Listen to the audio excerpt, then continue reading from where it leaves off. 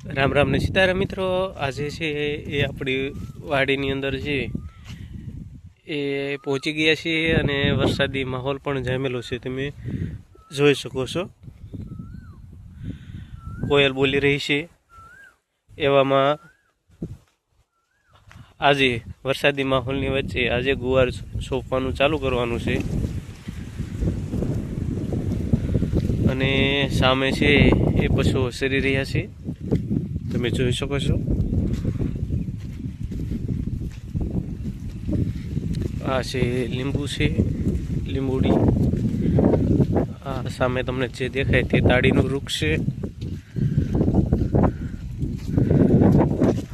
આપણે જે થોડા ફૂલડા થાય ને એવું ખડ થાય, એના લીધે શેઢા ઉપર જે સળગાવેલું છે એને શું કહેવાય તો ખાસ ખબર નથી મને। લીંબુડીની અંદર છે એ પાણીની તાણ પડી ગયેલી છે, તમે જોઈ શકો છો। જ્યારે બીજી લીંબુડીમાં તાણ પડેલી નથી।